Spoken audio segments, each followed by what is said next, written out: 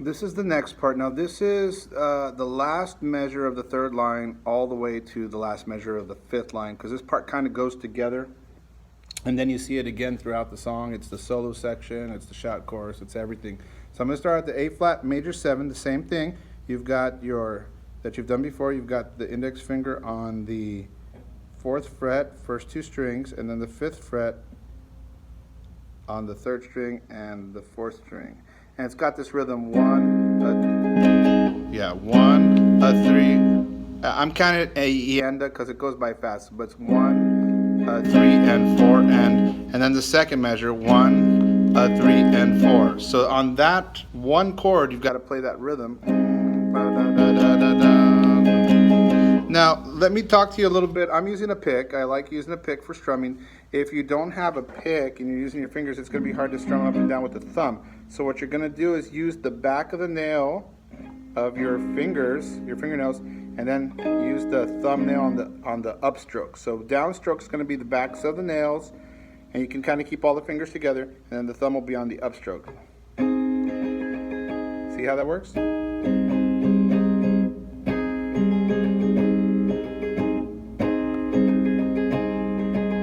Okay, and that way you can strum, and it's easier to go down than it is to go up. And instead of using the thumb so hard, you can use the backs of these nails. They're just basically going straight down, and then the thumb comes up.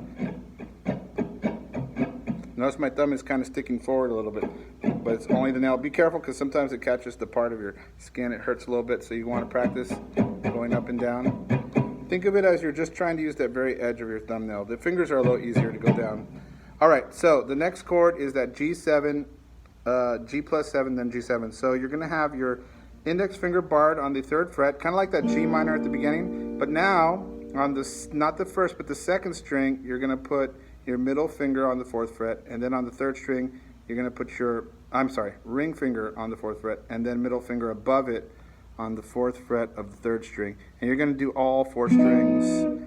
And you only play that once, and then you take away the ring finger, and you only have those 2 fingers now. And the rhythm goes 1 and 4, 1, 3. And you can use the backs of the fingers of the right hand fingernails, like I told you. Now here we get to the 4th measure of the 4th line, and this one's got some rhythm to it. So you've got F minor 7, G minor 7, F minor 7. What I'm going to do is use 2 fingers. Make it easy. I'm only using the top 4 strings again. I'm not using these bottom 2 yet. Not these 2. All right, very easy. Bum, bum, bum. And then for the next chord, you're only going to use these 3. Don't use the top string for this one. And this is your B flat 7, flat 9. And we're going to actually play it. All you got to do is take your index finger on the 1st fret of the 3rd string and play 2nd, 3rd, and 4th. Don't play the top string. Or you can use your fingers like that, or strum.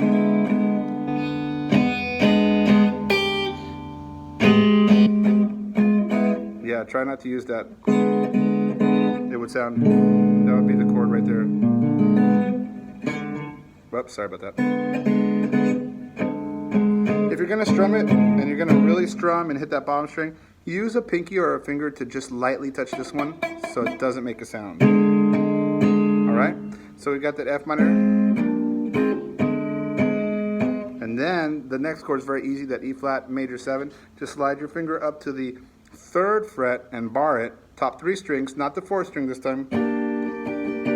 And then the next one, and notice I'm playing the rhythm 1, 3, and 4, and then A7, A flat major 7, same one we started with, 4th fret barred, and then 5th fret and 5th fret, ring and middle for the 3rd and 4th strings.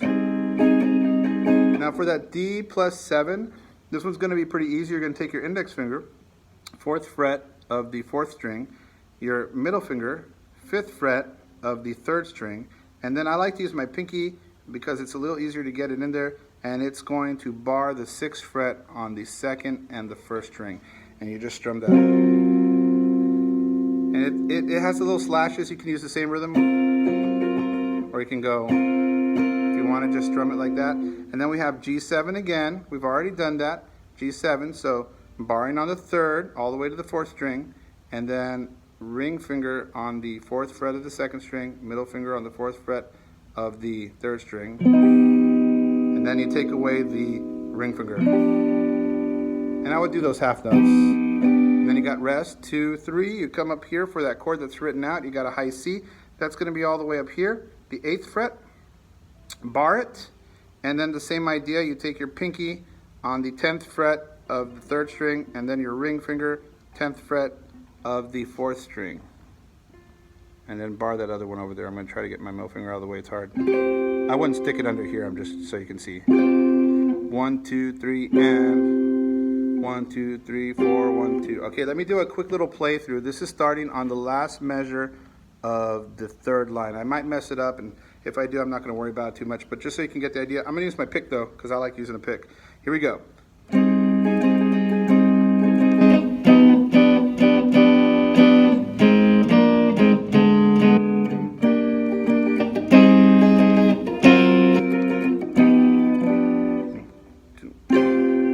And then you go back to the measure 12. Da, da, da, da, da, da, da, da, da. Rest, rest, and you start again. Oh, sorry.